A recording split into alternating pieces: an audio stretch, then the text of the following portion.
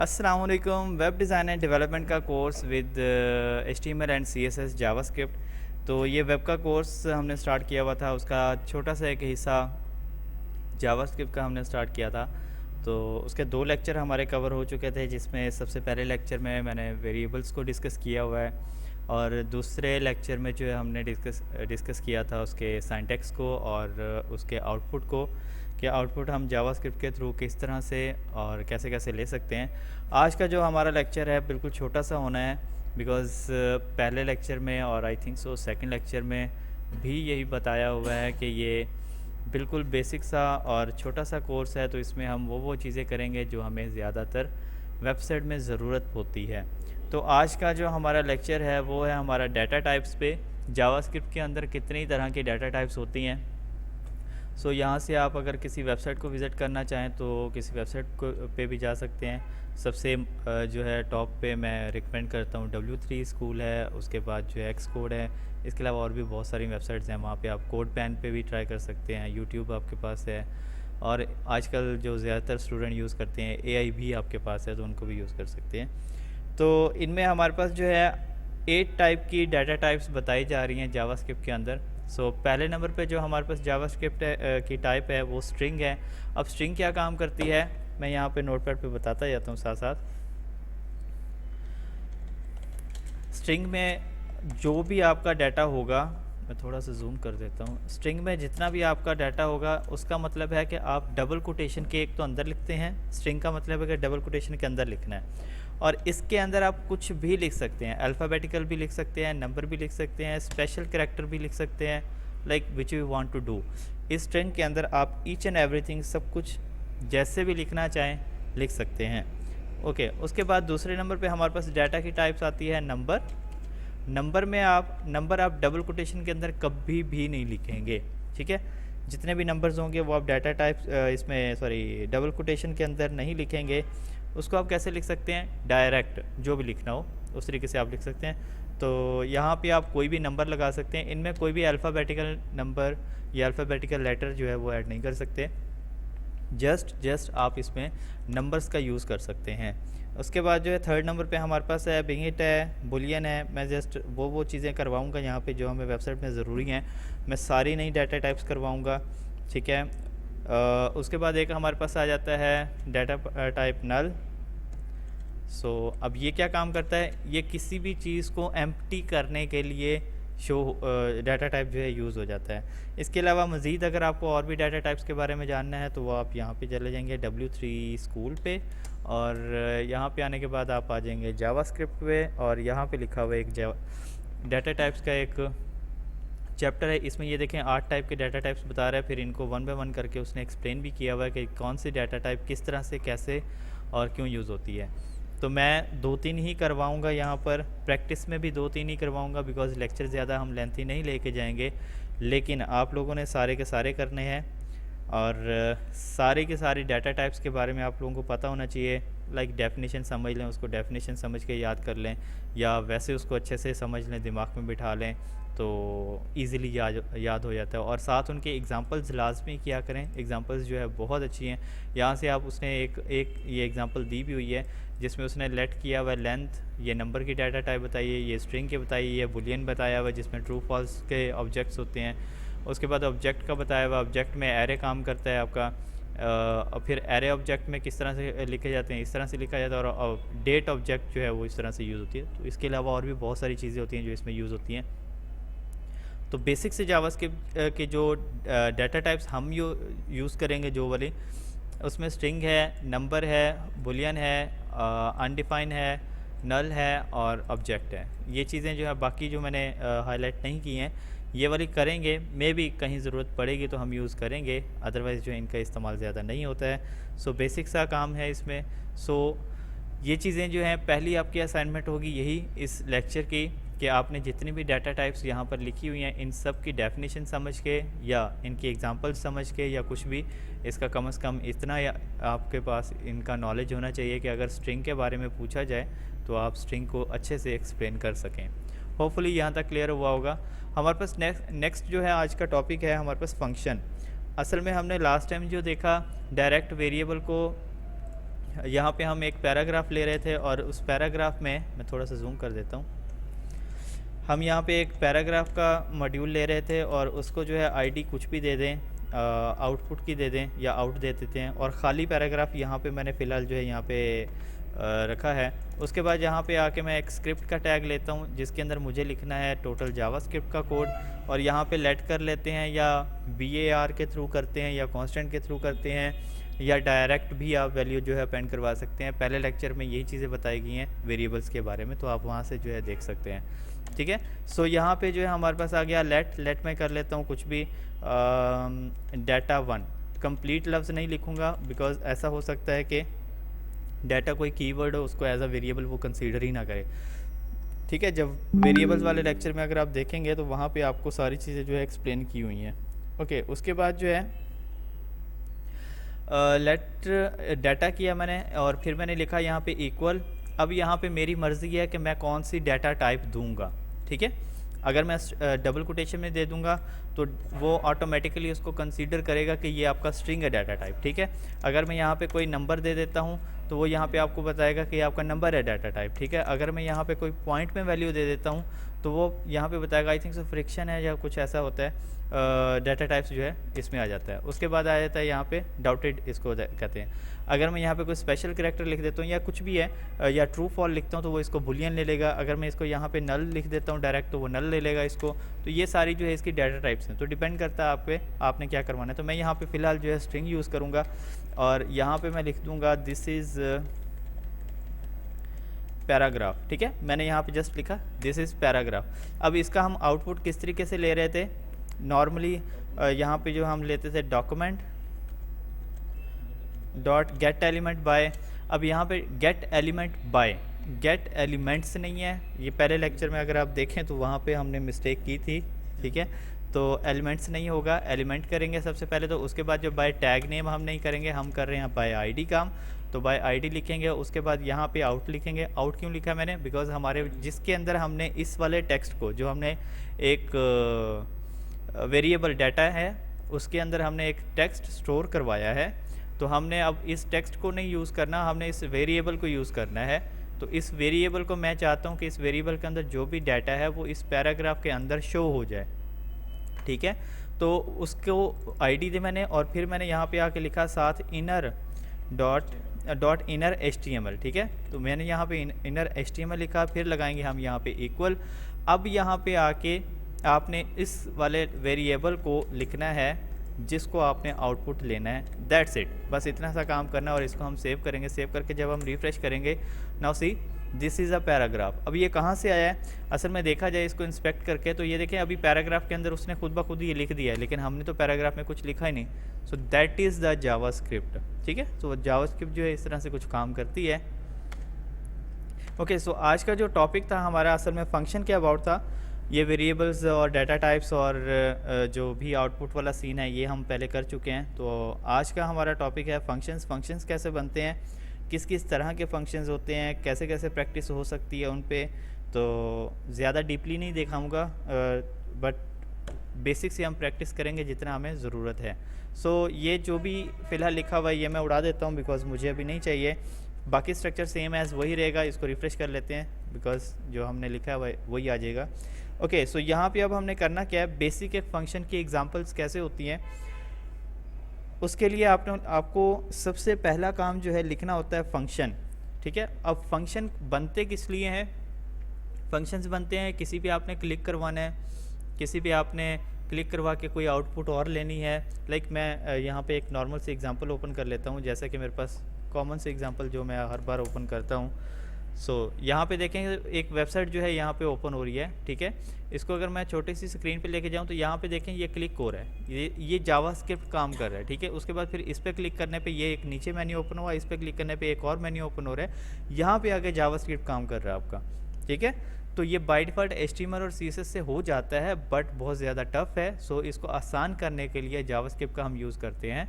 तो यहाँ पे जैसे ही क्लिक करूँगा ये देखें यहाँ पे जावास्क्रिप्ट की एक बार सी पट्टी सी ओपन हो गई है, सर्च बार ये सब कुछ जावास्क्रिप्ट के थ्रू ही हो रहा है। ठीक है, इस तरह के फंक्शंस बनते हैं, क्लिक फंक्शंस बनते हैं। अब स्लाइडर्स बनते हैं। स्लाइडर्स क्या काम करते हैं, स्लाइडर्स के लेफ्ट साइड पे देखें तो नेविगेशंस आपको मिलते हैं, नीचे बुलेट पॉइंट मिलते हैं। ठीक है। तो उसमें जो है स्लाइडर को लेफ़्ट और राइट मूव करने के लिए आप यूज़ कर सकते हो, ड्रैग एंड ड्रॉप चीज़ें यूज़ हो सकती हैं। तो इसके अलावा बहुत सारी चीज़ें जो है यूज़ कर सकते हैं, तो वो हम इंशाल्लाह जो है आगे कवर करेंगे सारी चीज़ें। तो फ़िलहाल जो है बस बेसिक फ़िलहाल फ़ंक्शन को समझना जो है वो ज़रूरी है।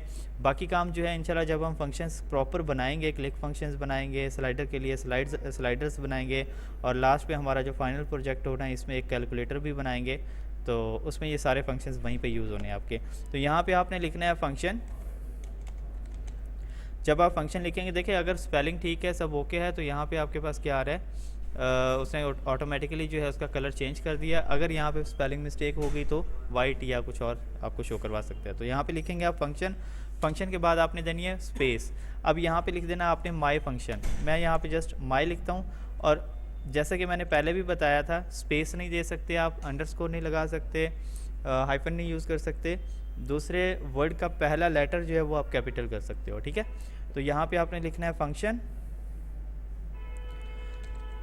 अब ये जो चीज़ मैं लिख रहा हूँ ना, ये कनेक्शन किससे बना रहा है, इस फंक्शन के थ्रू एक कनेक्शन बना रहा है। ये जो माई लिखा है यहाँ पे आप कुछ भी लिख सकते हो, मैं चेंज करके दिखाता हूँ आपको, ठीक है। उसके बाद अब यहाँ पे मेन चीज़ जो आती है, असल में दो चीज़ें आती हैं, ये दो चीज़ें आती हैं। अब माई फंक्शन कहता है कि सबसे पहले मुझे एक पैरामीटर दो कि मैंने करना क्या है, फंक्शन बना किस लिए रहे हैं, ठीक है। उसको अब यहाँ पे पैरामीटर देना है। पैरामीटर यूँ समझ लें कि मैं उसके अंदर कुछ वैल्यू स्टोर करवा देता हूँ, या उसके अंदर मैं कोई वर्ड रखवा देता हूँ, या कुछ वेरिएबल स्टोर करवा लेता हूँ, या कुछ एरर बना लेता हूँ, कुछ भी लॉजिक से बनाता हूँ। जैसे मैं यहाँ पे एक पैरा वन के नाम से मैंने बना लिया, ठीक है। पैरा 1 के नाम से बनाया, कॉमा, फिर मैं इसको लगा लेता हूँ पैरा 2 के नाम से। अब मैंने ये दो वेरिएबल टाइप मैंने इसके अंदर एक पैरामीटर दे दिया, ठीक है। इसको पैरामीटर्स कहते हैं। उसके बाद अब यहाँ पे आके वो पूछ रहा है कि अब यहाँ पे आके अपनी आप लॉजिक बताओ कि लॉजिक क्या करना चाह रहे हो, ठीक है। अब लॉजिक क्या चीज़ है, ये आपके दिमाग पे है कि आपने जो ऊपर फंक्शन बनाया है किस मकसद के लिए बनाया है, और उस फंक्शन पे जब हम क्लिक करें या उस फंक्शन पे जब वर्क हो तो उसके बदले में आपको क्या मिले, ठीक है। तो यहाँ पे आपने लिखना है रिटर्न। जब हम यहाँ पे लिखेंगे रिटर्न, फिर आपने क्या बताना है, फिर आपने इसमें बताना है कि ये जो हमने दो पैरामीटर लिए, इन दो पैरामीटर की असल में लॉजिक करनी क्या है, ठीक है। तो मैं यहाँ पे फ़िलहाल यही दोनों पैरामीटर उठाऊँगा यहाँ से, और यहाँ पे लाके मैं इन दोनों पैरामीटर्स को फ़िलहाल कुछ नहीं करवा रहा, जस्ट प्लस करवा रहा हूँ, ठीक है। मैं चाह रहा हूँ कि ये दोनों पैरामीटर, ये वाला और ये वाला, दोनों के दोनों यहाँ पे आके प्लस हो जाएं। अब प्लस तो हो जाएंगे, प्रॉब्लम तो मैंने फंक्शन तो बना लिया, प्लस किसको करेगा ये, तो प्लस करने के लिए हमारे पास डाटा होना चाहिए। तो डाटे के लिए हमें क्या करना पड़ेगा, उसके लिए नीचे जाके वेरिएबल्स लेने पड़ेंगे, जिसके लिए मुझे लिखना पड़ेगा यहाँ पे, आप लेट भी लिख सकते हो, आप var भी लिख सकते हो, कांस्टेंट नहीं लिख सकते बिकॉज उस पर एरे काम नहीं करेगा, क्योंकि वो एक ही वैल्यू को स्टोर और फिक्स कर देता है, ठीक है। कांस्टेंट यूज़ नहीं करेंगे। उसके बाद जो है मैं यहाँ पे लेट कर लेता हूँ, ठीक है। अब लेट मैं यहाँ पे इन दोनों का आउटपुट ले रहा हूँ, लेट किया है तो एक वेरिएबल आएगा कोई, ठीक है। मैं कुछ यहाँ पे आउट लिख लेता हूँ, ठीक है। आउट एक वेरिएबल लिया, ठीक है। इक्वल लिखा मैंने, इक्वल लिखने के बाद मैं क्या करता हूँ यहाँ पे, अब उसे ये वाला जो पैरामीटर है, पूरा फंक्शन, मैंने कहा कि इस पूरे फंक्शन को इस वाले आउट के अंदर स्टोर करवा दो। समझ आ रही है बात की, थोड़ा सा घुमा रहे हैं, मैं इसको एक वो आपको ग्राफिकली वो करके बना के भी दिखाता हूँ कि कैसे काम करता है ये। पहले बना लूँ, उसके बाद मैं आपको सिखाता हूँ कि क्या काम करता है। अब यहाँ पर ये पैरा 1 और 2 नहीं आएंगे, अब यहाँ पे आप लिखेंगे वैल्यू। मैं यहाँ पे 12 लिख देता हूँ, यहाँ पर 56 लिख देता हूँ, और यहाँ पे आ जाएगा सेमीकोलन। आगे अब हमारा क्या काम आएगा, आगे वही बच्चों वाला काम आना है, document dot gate element by ID. ID हमारे पास क्या है, आउट है, तो इसको जो है मैं यहाँ से लेके जाऊँगा, आईडी करेंगे और इसका इरेज कर देंगे, और उसके बाद जो है डॉट में हम इनर HTML करेंगे, इक्वल लगा के आउट वाला है ये वाला। अब ऊपर जितना भी फंक्शन जो कुछ भी बनाया उसको छोड़ देना आपने, हमने लिया इसको, ठीक है। तो जब हम इसको ले रहे हैं तो हमने जस्ट आउट को प्रिंट करवा देना, बाकी काम बाद में देखेंगे। सेव करके हम इसे एक बार रिफ्रेश करके चेक करेंगे तो उसने दोनों वैल्यूज़ को क्या कर दिया है प्लस कर दिया, बिकॉज हमने प्लस का फंक्शन बनाया था। अब प्रॉब्लम क्या है, यहाँ पे आके एक क्वेश्चन आता है सर दो वेरिएबल हैं, दोनों को डायरेक्ट प्लस करके आउटपुट ले लें, फंक्शन बनाने की क्या ज़रूरत है? तो फंक्शन बनाने की ज़रूरत यही है कि हम जब यहाँ पे मैंने एक आपको एग्जांपल दिखाई कि वो एक नेविगेशन ओपन हो रहा है, ठीक है, तो उसके अंदर पहले मेन नेविगेशन का बटन जो होता है उसको मैं यहाँ पे ओपन करके दिखा देता हूँ ताकि आप लोगों की कन्फ्यूजन जो है वो दूर हो जाएगी। देखो सबसे पहले इसकी जो आईडी है ये वाली, इसकी आईडी होगी या कोई क्लास होगी, इंस्पेक्ट करके देखेंगे तो आपको इसकी आईडी या कोई ना कोई क्लास लाजमी इसको देखने को मिलेगी। मैं यहाँ पे दिखाता हूँ इसकी, ये देखें ये क्लास रही स्लाइड मेन्यू टॉगल के नाम से बना हुआ एक, ठीक है। मैं इसको वापस मोबाइल पे ले जाता हूँ, ये देखें। तो पहले जो है एक ये वाली क्लास जो है स्टोर करवाएंगे हम किसी वेरिएबल के अंदर, ठीक है। फिर जिन जिन के ऊपर क्लिक करवाना उनकी क्लास गेट करनी है, तो आप देख लेंगे उनकी क्लास थोड़ी सी डिफरेंट होगी बाकियों से। ये देखें मेन्यू आइटम है, ये है सब मेन्यू है, बाकियों के अंदर जो है एम सब मेन्यू है और डिफरेंट क्लास है। तो इसके ऊपर जो है सब मेन्यू, इसको एक और वेरिएबल के अंदर स्टोर करवाएंगे। फिर इसके अंदर एक मल्टी ड्रॉप डाउन है, तो इसको एक और जो है ड्रॉप डाउन शो करवाएंगे। अब ये शो कैसे हो रहा है दिखाता हूँ। अभी यहाँ पे देखें ये डिस्प्ले ब्लॉक फील हो रहा होगा आपको, बिकॉज शो हो रहा है। मैं जैसे इस पर क्लिक करता हूँ ये देखें डिस्प्ले नन हो गया ऑटोमेटिकली, ठीक है। That is the JavaScript. यहाँ पे आके वही काम हो रहा है, फंक्शंस बने हुए ये। तो इस तरीके से जाके जो है ये फंक्शंस काम करते हैं। लाइक कहने से मुराद ये है कि जैसे यहाँ पे हमने तीनों जो है वो क्लिक करने पे ओपन करवाए हैं, तीनों की क्लासेस को हमने स्टोर करवाया। यहाँ पे आके हमने लॉजिक बताई उसे। अभी यहाँ पे फ़िलहाल सिर्फ प्लस माइनस के बारे में सीखना है, बाकी हम जो है लॉजिक जो है आगे बनाएंगे सीखेंगे। तो यहाँ पे आके फिर हम लॉजिक बनाएंगे कि उस पर क्लिक करने पे ये हो, उस दूसरे पैरामीटर पे क्लिक करने पे ये हो, तीसरे पे ये हो। यहाँ पे आके हम आउटपुट ले लेंगे और उसको प्रिंट आउट करवा देंगे। तो सिंपल सा काम है, कोई ज़्यादा हैवी काम नहीं है, बस प्रैक्टिस इस पे चाहिए ज़्यादा से ज़्यादा आपकी। अगर आप ज़्यादा प्रैक्टिस करेंगे तो ज़्यादा आपको जो है प्रैक्टिस करने का अच्छा आउटपुट मिलेगा। अगर आप प्रैक्टिस नहीं करेंगे तो आपके लिए मे भी हो सकता है थोड़ा सा प्रॉब्लम भी हो। तो इसमें छोटी सी एक असाइनमेंट कर लेना आप लोग। फंक्शन ये एक बनेगा। अब ये देखें मैं यहाँ पे इसको चेंज करके दिखाता हूँ वैल्यूज़। यहाँ पे मैंने माई लिखा हुआ है, यहाँ पे मैं नाम चेंज कर रहा हूँ फंक्शन का नाम चेंज किया। तो अब यहाँ पे देखें आउटपुट नहीं आएगी, ये मैंने जानबूझ के किया है। आउटपुट नहीं आ रही है तो इसको सॉल्व कैसे करना है आपने। तो सॉल्व करने के लिए वही राइट क्लिक करेंगे, इंस्पेक्ट ओपन कर लेंगे। ये इंस्पेक्ट ओपन हो गया, यहाँ से आके कंसोल पे क्लिक कर लें। जब आप क्लिक करेंगे तो यहाँ पे ये बताएगा कि आपने असल में मिस्टेक की कहाँ पे है, ठीक है।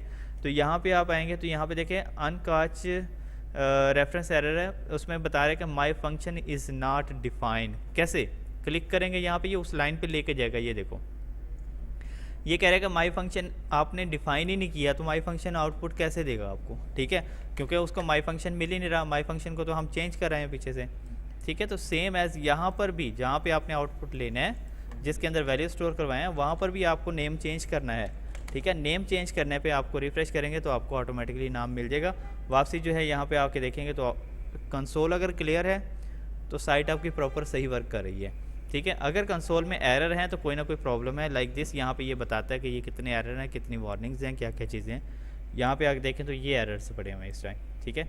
अब इस पर क्लिक करने पे ये बता रहा है मुझे कि आपने ये जो क्लास की हुई है इसका जो है डॉलर फंक्शन जो है यहाँ पे काम नहीं कर रहा है, ठीक है। तो इस तरह की चीज़ें जो है अक्सर फेस करने को मिलती हैं वेबसाइट के अंदर। तो ये एरर्स अगर आप रिजॉल्व कर लेते तो आपकी साइट जो है ऑप्टिमाइज़ और फुली फंक्शनैलिटी सही काम करती है, ठीक है। सो इस तरीके से जो है आपने फंक्शंस बनाने हैं। पहली असाइनमेंट मैं इससे पहले बता चुका हूँ। दूसरी असाइनमेंट आप लोगों ने क्या करना है, मैंने एक फंक्शन बनाया प्लस के साथ, आपने 4 पैराग्राफ लेने हैं।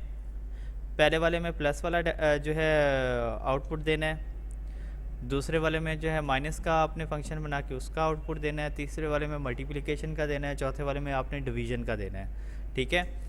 ये चारों फ़िलहाल अरिथमेटिक के ही हैं, तो इनको आपने यूज़ करना है और आपने जस्ट शो करवा देना और कुछ भी नहीं करना। और इसके अलावा फिर जो है नेक्स्ट टॉपिक की तरफ हम जाएंगे, सो देखेंगे कि उसमें हमने क्या करना है। होप सो, उम्मीद करता हूँ छोटा सा लेक्चर है, ज़्यादा कोई हैवी लेक्चर नहीं है। इसको अगर दोबारा आप लिखना चाहें तो दोबारा भी लिख सकते हैं। मैं इसको पूरे को जो है कॉपी कर रहा हूँ, ठीक है।